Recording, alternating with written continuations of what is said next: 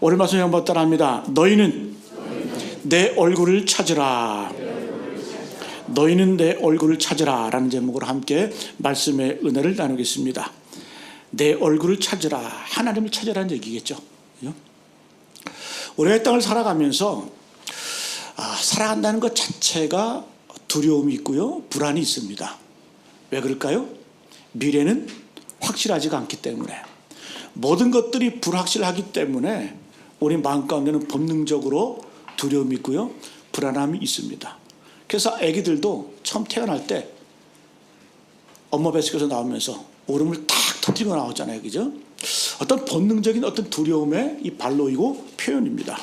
그래서 살아가는 모든 과정이 염려와 두려움과 불안이 있습니다. 어렸을 때에는 대학 가는 것, 취업하는 것, 또 결혼하는 것, 나이가 들어가면서 건강, 질병, 또 자녀에 대한 문제, 여러 가지 문제들이 우리 인생의 두려움, 또 불안으로 다가옵니다. 문제는 이러한 두려움 때문에 우리 인생이 마비되고 위축이 된다는 겁니다. 여러분, 너무 두려움이 엄습해오잖아요. 그러면은 고양이 앞에 쥐처럼 꼼짝달싹 못하는 거예요. 그래서 문제인 거예요. 근데 여러분, 또한 이 두려움과 불안을 좋은 쪽으로 이용을 하면은 삶의 에너지가 나타납니다. 학생들 시험이 다가오면 불안하죠, 그죠? 안 불안하세요? 학생들 시험 다가오면 불안합니다. 더 공부하게 되죠, 그죠? 그게 어떤 그 에너지가 또 나타나는 그런 경우도 있습니다. 근데 꼴찌들 한번 보세요. 시험 시간이 다가와도 전혀 불안하지가 않아요, 그죠? 이 문제라는 거죠. 이 적정선이 참 중요합니다. 근데 성경은 이 두려움을 신앙의 가장 큰 적이라고 말합니다. 그래서 성경에는 그런다 그러죠. 365번 이상이나 두려워하지 말라, 두려워하지 말라, 두려워하지 말라 이렇게 표현합니다. 왜? 신앙생활의 가장 큰 적은 이 두려움이기 때문에 이 두려워하지 말라라고 그렇게 명령하는 겁니다. 그래서 우리가 이 땅을 살아갈 때 여러분 두려움들을 믿음으로 이기시기를 축복합니다. 오늘 시편 27편은요, 이 다윗 인생 가운데 얼마나 두려움이 있었고요, 얼마나 불안함이 있었습니까? 솔직히 말하면 다윗처럼 인생의 불안함을 경험한 사람, 위협을 경험한 사람 없습니다. 그 다윗이 그의 인생의 모든 여정 순간순간마다 자기를 엄습해오는 그 두려움, 이 불안을 그는 어떻게 해결을 했을까? 오늘 시편, 다윗의 시편을 통해서 함께 우리도 배우기를 원합니다. 그러니까 예수님도 이 시편을 참 사랑하셨거든요. 그래서 우리 예수님께서는 마지막 숨을 거두실 때까지도 시편 외운 말씀을 가지고 시편 말씀 인용하셨잖아요. 마지막 순간에 하신 말씀이 뭡니까? 아버지요, 왜 나를 버리시나이까? 이 시편에다 고백드리거든요. 주여 왜 나를 버리시나이까? 여러분, 우리가 이 마지막 어떤 인생의 여정 가운데 두려움, 그 불안이 오잖아요. 하나님의 말씀으로 이겨야 됩니다. 오늘 시편 다윗은 우리에게 이 두려움을 이길 수 있는 방법을 잘 소개해주고 있습니다. 가장 중요한 건 뭐냐? 두려움을 이기는 방법. 한번 따라합니다. 두려움으로 두려움을 이기라. 아이러니하죠, 그죠? 두려움으로 두려움을 이기는 겁니다. 신앙은 뭐냐? 신앙은 더 큰 두려움을 가지고요, 작은 두려움을 이겨내는 겁니다. 우리가 두려움이 올 때 그 두려움 자체보다 하나님을 더욱 두려워하라는 거예요. 신기한 건 뭔 줄 아세요? 우리가요, 하나님을 두려워하게 되잖아요. 그럼 이 세상의 작은 것들이 별로 두렵지가 않아요. 우리가 하나님을 두려워한다는 말을 별로 어려운 말로 뭐라면 경외한다. 하나님을 경외한다. 하나님을 경외하잖아요. 그럼 이 세상의 두려움과 불안들이 어느샌가 사라져버려요. 그러니까 큰 두려움이 작은 두려움을 내어 쫓는다라는 겁니다. 이게 신앙이라는 거예요. 예를 들면 그런 예가 있죠. 큰 병이 들면요, 작은 병은 병도 아니에요. 큰 사고를 경험해 보잖아요. 그럼 자잘한 사고는 사고 같지도 않아요. 제가 그래요. 제가 옛날에 교통사고 나가지고 차가 뒤집힌 적이 있었거든요. 근데 뒤집힌 정도가 아니라 차 유리가 깨져가지고 물이 그냥 차고 들어오는 그것도 외국에서. 사람들이 와서 건져주는데, 근데 그 이후에요, 접촉사고 이런 것들은 사고도 아니에요. 별로 뭐 그렇게 사고 같지도 않고요. 뭐 차 좀 부서지잖아요. 그럼 뭐 부서졌나 보다 하고 그냥 보험 처리하면 되지. 뭐 그 정도지. 그러니까 큰 사고, 큰 일 경험하고 나면 자잘한 것들은 별로 그렇게 이렇게 다가오지가 않아요.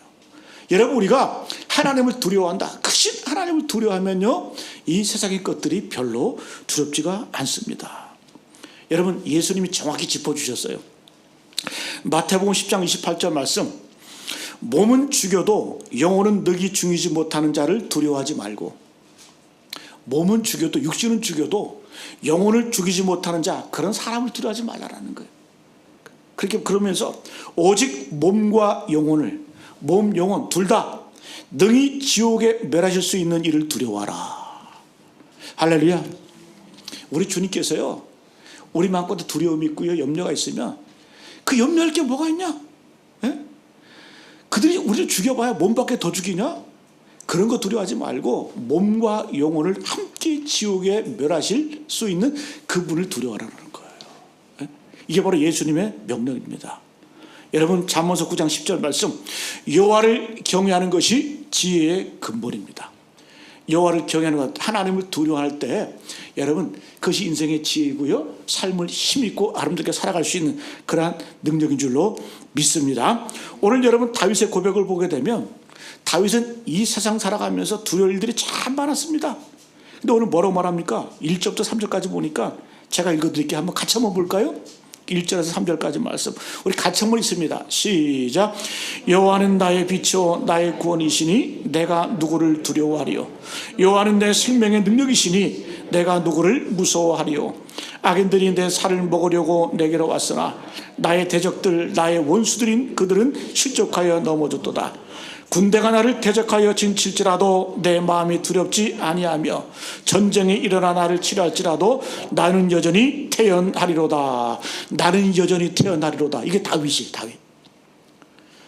두려움을 이기는 방법이 뭐라고요? 1절 보니까 여호와는 나의 빛이다, 나의 구원이시다. 그래서 내가 누구를 두려워하겠냐? 여호와는 내 생명의 능력이시니 내가 누구를 무서워하리요. 하나님 한 분 바라보면 두려울 것도 없고 무서울 것도 없다는 겁니다. 심지어 어떤 두려움이 2절 보니까 악인들이 내 살을 뜯어먹으려고 내게로 왔다. 얼마나 무섭습니까? 마치 악인들이 내 살을 뜯어먹으려고 다가오는 것 같았다. 근데 원수들인 그들이 실족하여 넘어졌다. 그 다음에 군대가 나를 대적하여 진을 치고 있다. 전쟁이 일어나 나를 치랄지라도 마지막에 한번 따르면 나는 여전히 태어나리로다. 나는 여전히 태어나리로다. 이게 바로 다윗의 믿음의 고백이고요, 다윗의 능력의 비결입니다. 여호와는 나의 빛이요 나의 구원이시니 내가 누구를 두려워하리요. 여호와는 나의 생명의 능력이시니 내가 누구를 무서워하리요. 여러분, 이 고백만 확실하게 전해지면요, 별로 두렵지가 않아요. 무섭지가 않아요. 그래서 두려움은 뭐냐? 두려움은 여러분, 삶의 우선순위의 문제입니다. 삶의 우선순위가 분명히 결정되면요, 세상이 별로 그렇게 두렵지가, 미래도 두렵지 않고요, 현재도 두렵지 않고요, 과거도 아름다운 추억이 될 수 있다는 겁니다. 그래서 여러분, 하나님을 두려워하시기를 축복합니다. 그게 하나님을 경외하는 거예요. 그래서 우리의 두려움은 두려움으로 이기는 겁니다. 자, 그러면 좀 더 구체적으로 다윗은 어떻게 이런 인생의 두려움을 이겨냈을까? 삶의 우선순위 첫 번째, 한번 따라합니다. 예배가 두려움을 끊어낸다. 여러분, 예배 드릴 때요, 두려움이 끊어지는 거예요. 두려움이 사라지는 거예요. 3절에 나는 여전히 태어나리로다. 마지막에 이렇게 고백하고 있죠. 그죠? 그럼 어떻게 이렇게 태어날 수 있을까? 그 다음에 비결을 4절부터 6절까지 소개해 주고 있습니다. 우리 한번 같이 한번 읽어볼까요? 졸리니까. 4절부터 시작. 내가 여호와께 바라는 한 가지 일, 그것을 구하리니 곧 내가 평생에 여호와의 집에 살면서 여호와의 아름다움을 바라보며 그의 성전에서 사모하는 그것이라. 여호와께서 나를 환난 날에 나를 그의 초막 속에 미리 지키시고 그의 장막 은밀한 곳에 나를 숨기시며 높은 바 위에 두시리로다. 이제 내 머리가 나를 둘러싼 내 원수 위에 들리리니 내가 그의 장막에서 즐거운 제사를 드리겠고 노래하며 여호와를 찬송하리로다. 할렐루야. 내가 여전히 태어나리로다. 그 비결이 4절 이하에 쭉 나오고 있죠. 그죠? 내가 여호와께 바라는 한 가지 일, 그것을 구하리니. 내가 하나님 앞에 마음의 소원이 있다라는 거예요. 내 삶의 능력의 근원이 뭐다? 예배라는 거예요. 내 평생에 여호와 집에 살면서 그 여호와의 아름다움을 바라보며 그의 성전에서 하나님을 사모하는 것이다. 여호와께서 환난 날에 나를 그의 초막 속에 비밀히 지키시고 그의 장막 은밀한 곳에 나를 숨기시며 높은 바위 위에 두시로다. 여기 나오는요, 여호와의 집, 성전, 초막, 장막, 높은 바위 다 뭐예요? 하나님의 성전을 상징합니다. 그 다윗이 내가 한 가지 소원이 있다. 내 일생의 마지막 소원이 있는데 그것은 뭐다? 내가 하나님을 예배하는 예배자가 되었다. 되겠다. 예배자가 되겠다. 여러분, 이 다윗의 능력은요, 예배에서 나옵니다. 그는 광야에도 쫓겨다닐 때에도요, 아둘람 굴로 피신했잖아요. 그래서 뭐 했을까요? 내가 만민 중에 오 주께 감사하며, 예? 찬양하고 예배하는 거예요. 그 예배를 통해서 두려움을 이겨내고요, 삶의 능력을 경험하게 되었다는 거예요.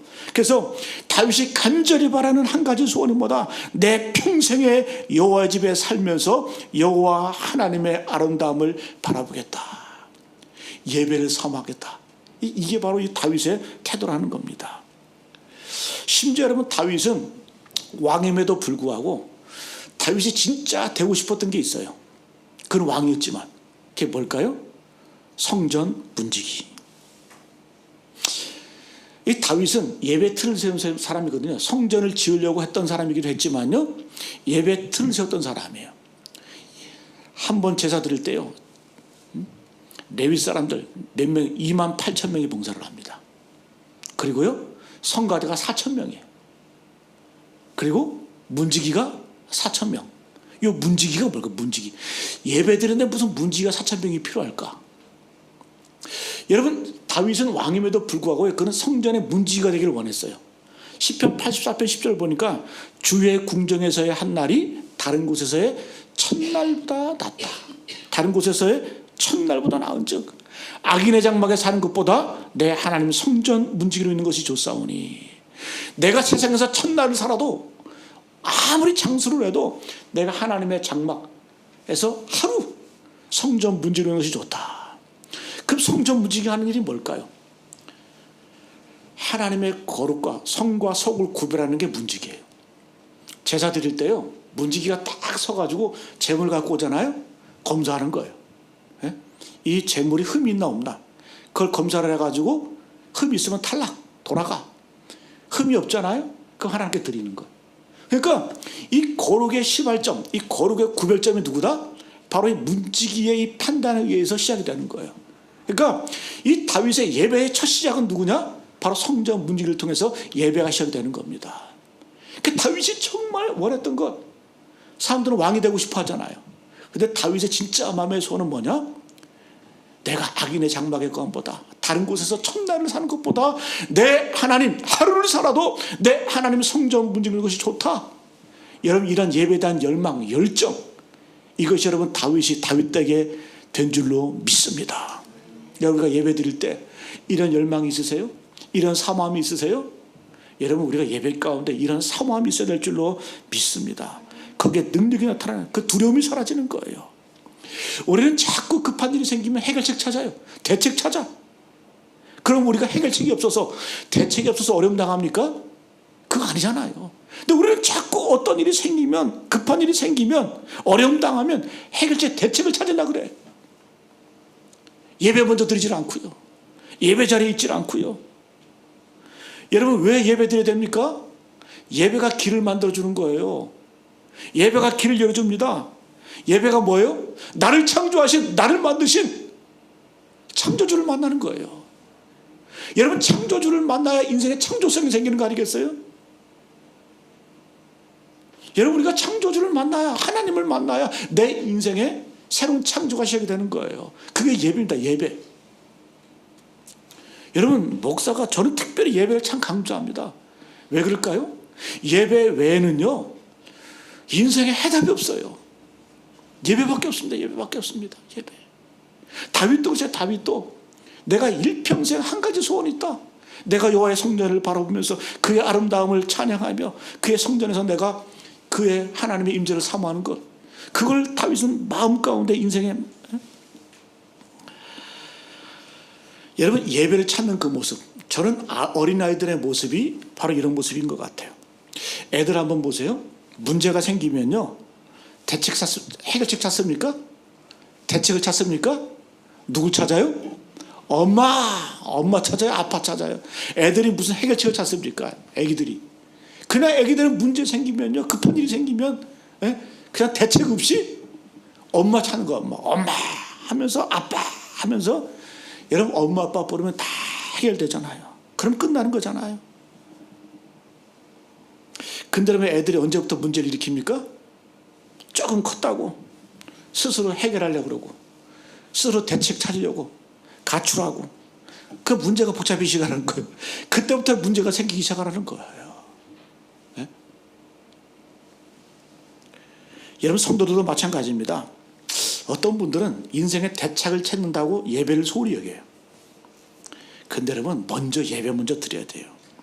예배 드리면요, 하나님의 대책이 되어주시고요, 해결책이 되어주십니다. 예배를 소홀히 하는 사람들 보면요, 그 특징이 그래요. 왜 교회 안 나오냐고 물어보잖아요. 이 문제만 해결되면 나오겠대. 이 문제만 풀리면 나온대. 근데 문제가 풀리잖아요. 문제가 풀려서 못 나온대. 너무 바빠서.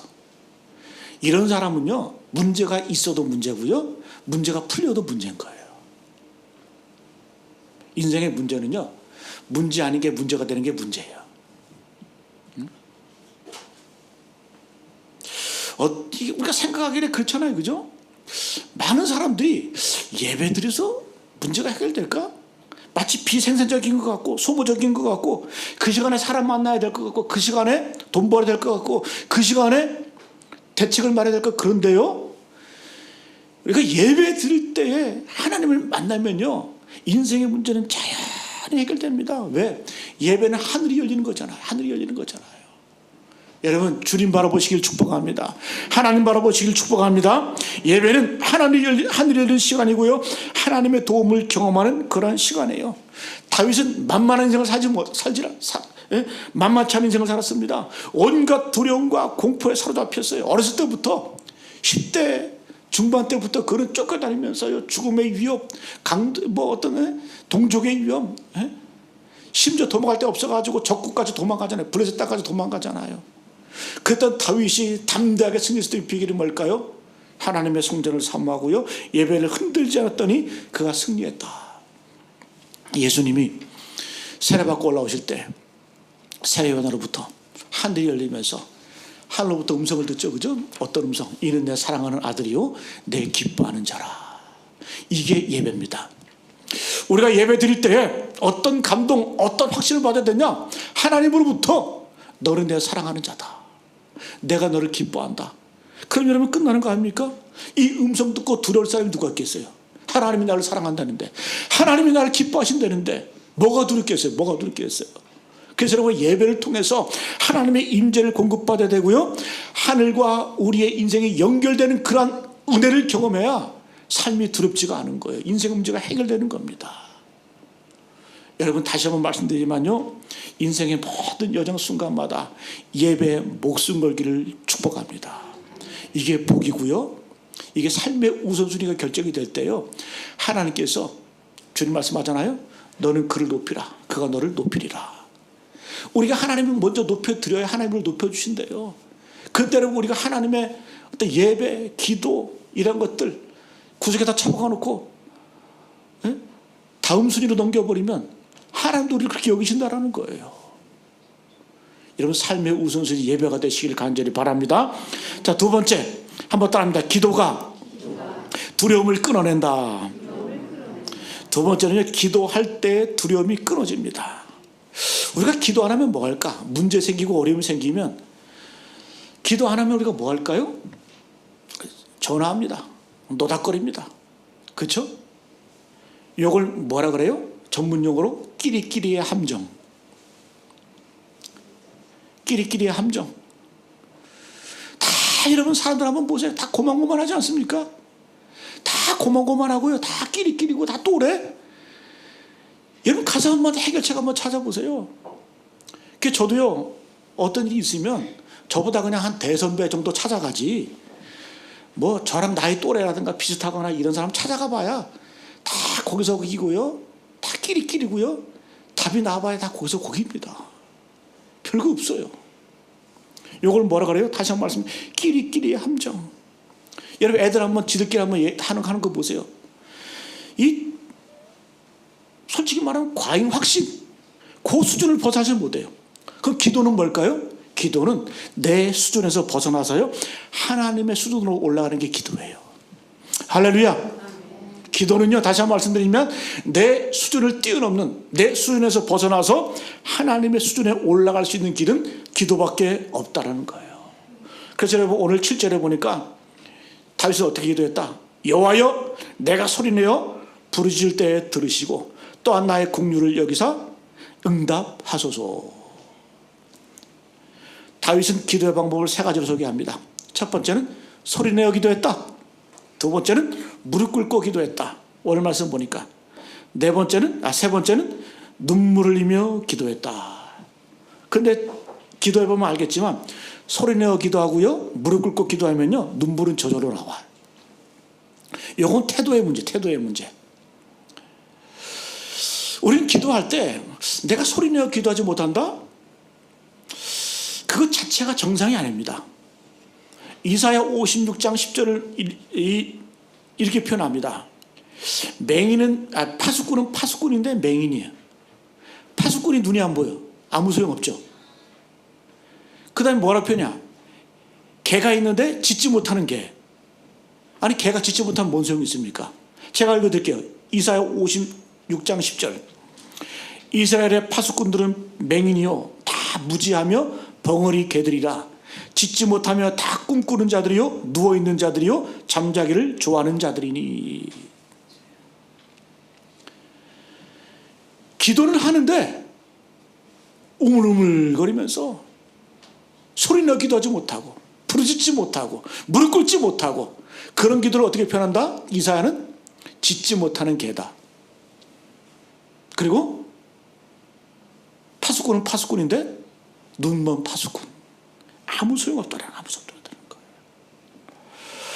여러분, 예레미야 33장 3절 말씀. 너는 내게 부르짖으라. 내가 내게 응답하겠고 내가 알지 못하는 크고 엄밀한 일들을 내게 보이리라. 뭐라고 말씀해요? 너는 내게 부르짖으라. 부르짖으라. 여러분, 우리 기도를 한번 보세요. 부르짖습니까? 부르짖어야 돼요. 부르짖어야 돼요. 하나님께서는, 성경은 다 그래요. 하나님께서 그 부르짖음을 들으시고 도우셨어요. 이스라엘 백성들이, 그 히브리 노예들이 애굽에서 430년 종살이하는 그 고통을, 부르짖음을 하나님이 어떻게 해요? 들으시고 도우신 거예요. 또한 여러분, 블레셋 그 수많은 대적들의 부르짖음을 들으시고요, 하나님이 그 백성들의 부르짖음을 들으시고 하나님이 도우십니다. 여러분, 성경은 다 보면 부르짖을 때 하나님이 찾아오셔서 도우시고요, 역사하십니다. 여러분, 새벽마다 부르짖으세요. 저도요, 어떨 땐 너무 피곤하면 그냥 고개 푹 받고 졸 때가 있어요. 네? 정신 번쩍 나요. 아니, 부르짖어야지, 소리 질러야지. 요즘 여러분 애들도 그러잖아요. 소리 질러 그러잖아, 막. 그죠? 아니, 애들도 막 광기 어리게 그냥 콘서트 같은 거 하면 소리 질러 하면 소리 지르는데, 우리가 하나님 앞에 소리 지르지 못하게 뭐가 있습니까? 간절함이 없다는 거죠. 여러분, 내가 엎드릴 때요, 하나님 일어서십니다. 무릎 꿇어야 돼요. 그래서 그런 말이 있습니다. 모든 삶의 부흥의 전조 증상이 뭐냐? 눈물이 있잖아요. 그럼 삶의 부흥이 일어나. 명심하세요. 교회도 그렇고요, 국가도 그렇고요, 가정도 그렇고요, 내 자신도 그렇고요. 눈물이 뭐다? 내 삶의 부흥의 시작점이에요. 전조 증상이에요. 반대로 영적인 침체의 시작은 뭐로 시작되냐? 눈물이 마르면요, 영적인 침체가 옵니다. 교회도 침체합니다. 국가도 침체합니다. 저는 우리 교회가 이웃을 향한, 내 자신을 향한, 내 자녀를 향한, 믿지 않는 내 일가 친척을 향한 그러한 눈물이 회복되시기를 축복합니다. 눈물. 다윗은 눈물이 많았어요. 얼마나 눈물이 심했냐면요, 10절 보니까 다윗은 부모가 자기를 버렸대. 10절 보세요. 내 부모는 나를 버렸으나 여호와는 나를 영접하시리이다. 내 부모는 나를 버렸으나, 여러분 인생에서 가장 가장 도움이 됩니까? 어렸을 때 부모 아니에요? 근데 다윗은 어렸을 때부터 뭘 경험했다? 부모가 나를 버린 것을 경험한 거예요. 이 다윗이 자기가 고백하는 거 아닙니까? 내 부모는 나를 버렸으나 누구는? 여호와는 나를 영접하시리이다. 하나님은 나를 영접해 주셨다. 그 하나님 향해서 나는 어떻게 했다? 부르짖겠다. 눈물로 나가겠다. 이게 여러분 다윗의 영성이고요, 다윗의 능력의 비결인 줄로 믿습니다. 여러분 하나님 향해서 기도하세요. 어떻게? 소리 지르면서 무릎 꿇고요, 그 다음에 눈물로 기도하세요. 무릎 꿇고요, 소리 지르면요, 신기하게도 눈물이 저절로 나와, 터져 나와. 그래서 마음 가운데 긍휼의 마음이 생깁니다. 마지막 한번 따라합니다. 기다림이 두려움을 끊어낸다. 믿음으로 기다리는 겁니다. 우리는 자꾸 기도하면서도요, 내 때를 찾아. 근데 여러분 하나님의 때를 우리가 믿고요 기다리는 거예요. 왜? 하나님의 때가 가장 좋기 때문에. 우리 11절부터 14절까지 우리 같이 한번 해볼까요? 11절부터 14절까지 시작. 여호와여 주의 도를 내게 가르치시고 내 원수를 생각하셔서 평탄한 길로 나를 인도하소서. 내 생명을 내 대적에게 맡기지 마소서. 위증자와 악을 토하는 자가 일어나 나를 치려 하매니이다. 내가 산자들의 땅에서 여호와의 선하심을 보게 될 줄 확실히 믿었도다. 너는 여호와를 기다릴지어다. 강하고 담대하며 여호와를 기다릴지어다. 할렐루야. 마지막 14절 보니까요, 너는 여호와를 기다릴지어다. 강하고 담대하며 여호와를 기다릴지어다. 기다리라는 거예요. 기다리는 거예요. 그냥 기다리는 게 아니라 앞에 보니까 뭐라고 말씀해요? 주의 도를 내게 가르치시고, 주의 도로 나를 가르치시고. 여러분 그냥 기다리면 두려워요. 어떻게 기다리라? 하나님의 말씀 붙들고 기다리는 거예요. 그냥 기다리는 게 아니라 주의 도, 주의 규례, 주의 율법, 주의 말씀, 주의 인도하심을 우리가 기다리면서 기다리는 겁니다. 왜? 말씀 들을 때요 믿음이 생기거든요. 말씀을 들을 때요 담담이 생기거든요. 왜? 말씀이 뭐예요? 우리가 서원 하잖아요. 서원. 내가 하나님께 서원한다. 이 서원은 내 생각하고 하나님이 묶이는 게 아니에요. 서원의 진짜 의미는 뭐냐? 내드려라는 표현은 뭐냐? 하나님의 말씀과 내가 묶이는 거예요. 이게 소원이에요. 이게 소원. 그래서 우리가 하나님의 말씀을 듣다가요, 또 하나님의 말씀을 묵상하다가 감동이 오잖아요. 그럼 그 말씀과 나를 묶어버리는 게 이게 소원이에요. 소원. 내 욕심과 묶이는 게 아니라, 어떤 분들은 하나님 이거 해결해 주시면 이거 하겠습니다. 이거 해결해 주시면 무슨 하나님의 해결사입니까? 이게 소원이 아니에요. 이건 소원이 아니에요. 물론 기도는 될 수 있지만 소원은 뭐다? 하나님의 말씀을 듣고 내가 감동이 오잖아요. 그 말씀과 내가 묶여지는 게 소원이에요. 마치 물에 빠지면 튜브를 던져주면 그것과 나는 묶어버리잖아요. 묶으면서 하는 거예요. 사는 것처럼. 그래서 기다림은 뭐냐? 기다림은 여러분 하나님의 말씀과 내가 묶여질 때 거기에 여러분 인내가 나고요, 믿음이 나고요. 믿음이 뭡니까? 에무나, 인내, 기다림이거든요. 믿음 자체가 기다림이에요. 어떻게 기다리라? 하나님의 말씀을 듣고 신뢰하면서 기다릴 때 거기서 그 과정 가운데 하나님의 역사가 나타나는 겁니다. 기다림 자체가 신나는 거예요. 기다림 자체가 기대가 돼 흥분되는 거예요. 여러분가 기도하고 응답받기를 기다리잖아요. 그러면 그냥 기다리지 마시고 하나님의 말씀, 약속의 말씀 붙들고 기다리세요. 그럼요, 그 과정이 얼마나 신나는지 몰라. 얼마나 감격이 되는지 몰라. 여러분 이게 기다림이라는 거죠. 그래서 여러분 말씀이 있는 자들은요 담대하게 평안하게 기다립니다. 예를 들면 사도행전 27장에 보게 되면 사도 바울이 이제 로마의 죄수로 예루살렘에서 포박이 돼가지고 로마로 끌려가거든요. 하나님의 섭리가 얼마나 대단한지 공짜로 끌려가요. 이 로마 군대가 호위하면서, 그리고 배를 타고 공짜로 배 타고 또 이렇게 대접받으면서 이렇게 로마로 끌려가다가 배를 타고 가는데 광풍을 만나죠. 무슨 유라굴로 광풍, 태풍을 만나. 태풍, 엄청난 태풍을 만나. 거기서 막 이 사도 바울을 호송하던 그 배가 풍지박산이 나는 거예요. 막 그 사람들이 막, 로마 군인들도 막 두려워하고요, 그 안에 있는 사람들이 막 난리가 난 거예요. 그때 사도 바울이 뭐라고 말해요? 여러분이요, 안심하라. 아니, 죄수가 무슨 로마 군인 270명 되는 그 선원들, 로마 군인들 향해서 외치는 거예요. 여러분들이 안심하라. 그럼 다윗, 이 사도 바울은 도대체 뭔 백자에 있어서 이 풍랑 가운데 안심하라고 말할까? 그에게는 하나님의 말씀이 있는 거예요. 이미 하나님 말씀을 들었어요. 자, 제가 읽어드릴게요. 사도행전 27장 22절 25절 말씀 잘 들어보세요. 내가 너희를 권하노니 이제는 안심하라. 너희 중 아무도 생명에는 아무런 손상이 없겠고 오직 배뿐이리라. 배만 상하지 니들 생명 하나도 안 다친다. 근데 이렇게 할 수 있는 이유가 뭘까요? 내가 속한 바, 내가 섬기는 하나님의 사자가 어젯밤에 내 곁에 서서 말하되, 바울아, 두려워하지 말라. 내가 가이사 앞에 서야 하겠고 또 하나님께서 너와 함께 항해하는 자를 다 내게 주셨다 하였으니 그러므로 여러분이여 안심하라.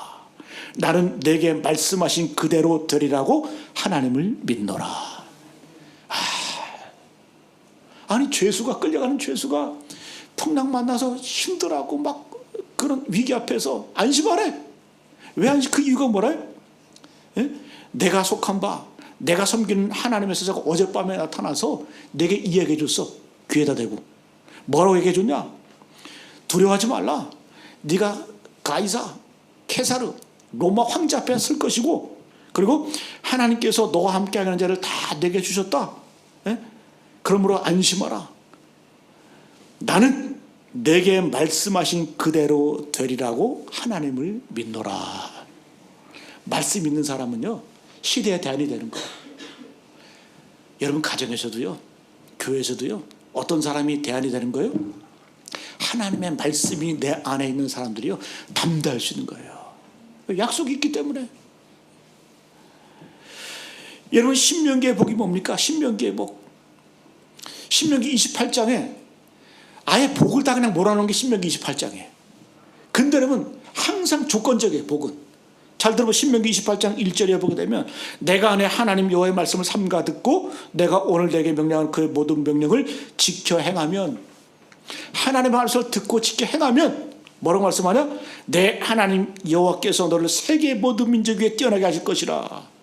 그 다음에도 하나님 말씀이, 내가 내 하나님 여호와의 말씀을 청종하면, 하나님의 말씀을 청종하면, 그러면 어떻게 하겠다? 이 모든 복이 내게 임하고, 서급에서도 복을 받고 들에서도 복을 받고 내 몸의 자녀와 토지의 소산과 짐승의 새끼와 소의 양의 새끼가 복을 받을 것이며 내 광주리와 떡반죽 그릇이 복을 받을 것이며 들어와도 복을 받고 나가도 복을 받을 것이니라. 할렐루야. 어떻게 하면? 하나님의 말씀을 듣고 지키고 행하고 청종하면 말씀이 복이라는 거예요. 다윗도 마지막 면이 뭡니까?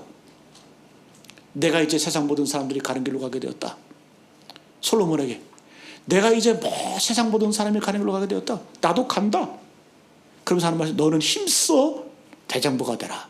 그러면서 이어지는 말씀, 내 하나님 여호와의 명령을 지켜 그 길로 행하며 법률과 계명과 율례와 증거를 모세 율법에 기록된 대로 지키라. 솔로몬에게 율법에 기록된 대로 지키라. 그리하면 내가 무엇을 하든지 어디로 가든지 형통할지라. 다윗의 마지막 요원이 뭐라고요?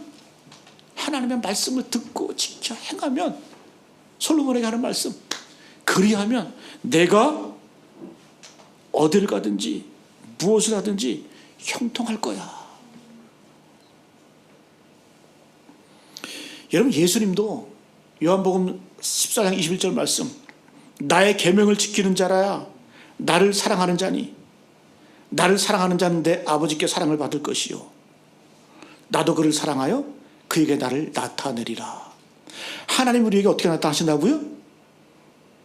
하나님의 말씀을 듣고 지켜 행하면 그것이 나를 사랑하는 것이고, 나를 사랑하는 자에게 하나님께서 자신을 나타내신다라는 거예요. 드러내신다라는 거예요. 마지막 요한계시록 3장 10절 말씀, 내가 나의 인내 말씀을 지켰은즉, 인내 말씀을 지켰은즉 내가 또한 너를 지켜 시험의 때를 면하게 하리니. 아니 보세요, 우리가 하나님의 말씀을 지키면요, 하나님이 우리를 지켜주신대. 그리고 시험의 때를 면하게 하신대. 제가 하는 말씀입니까? 제가 지금 성경 말씀을 읽어드리고 있죠. 그대로 읽어드리고 있잖아요. 우리 믿음의 선배들이, 믿음의 조상들이 했던 말씀 그대로 제가 증거하잖아요. 예수님의 말씀, 하나님의 음성이 바로 이거야. 이걸 들으시길 바랍니다. 너희들이 내 말씀을 인내로 지키면 나도 너를 지켜주겠다. 그리고 너희 시험의 때를 내가 면하게 해주겠다. 시험도 피해가리라. 여러분, 말씀 중심의 삶을 살아가시기를 축복합니다. 여러분, 오늘 말씀 정리하겠습니다. 예전에 어떤 목사님이 비행기를 타고 갔대요. 비행기를 타고 가는데 방송에서 갑자기 비상 위험 안내 방송을 하더라는 거예요. 막 비행기 안이 막 우웅하고 수근수근하고 막 그러더라는 거예요. 근데 이 목사님이 뒤에 앉은 한 녀석이 그냥 노래 부르고 있더래. 흥얼흥얼 하면서. 아, 도대체 저 인간은 뭘까? 다들 막 불안에 떨고 있는데, 그렇게 쳐다보니까, 뒤에 돌아보니까 귀에다가 뭘 꽂고 있더래. 이렇게 봤더니 찬양을 틀어놓고, 그 따라보면서, 여러분, 내 귀에 뭐가 들리냐에 따라서 내 인생이 결정되는 거예요. 그런 여러분, 똑같은 위기 상황에서도요, 어떤 사람은 위험 방송 안에 들으면 불안해지는 거고, 어떤 사람은요, 그 귀에 찬양을 들으면요, 담담이 생기고요, 기쁨이 있고요, 감격이 넘치는 거예요. 우리는, 믿는 자들은 환경과 조건이 우리 인생을 좌우하는 거 아닙니다. 하나님 말씀 중심. 올해는 말씀 마치겠습니다. 인생의 두려움 해결하는 방법. 다윗처럼 두려웠던 적이 없잖아요. 다윗처럼 인생에 고비가 있는 사람 없잖아요, 별로. 그럼 다윗은 어떻게 그 인생의 고비와 두려움을 이겨냈을까요? 첫 번째는 두려움으로 두려움을 이겨내는 거예요. 크신 하나님을 경외하면요, 이 세상의 두려움 보잘것 없어져요. 아니, 내가 이것 때문에 고민하나? 이런 것 때문에 내가 두려워하나? 그리고 두 번째는요, 예배. 다윗은 일평생 내가 여호와의 집을 사모했다. 하나님 영광을 사모했다. 세 번째는요, 기도예요. 기도. 부르짖고 무릎 꿇고요, 눈물 흘리면서 기도를 다 하나님께서 역사하시는 거예요. 그 기도를 응답하시는 거예요. 네 번째는요, 하나님의 말씀. 말씀 있는, 말씀을 가지고 있는 사람들은요, 평안합니다. 안심합니다. 하나님의 약속이 성취될 것을 믿기 때문에요. 여러분, 이러한 은혜가 우리 모두의 삶의 여정 가운데 있어지기를 간절히 축복합니다.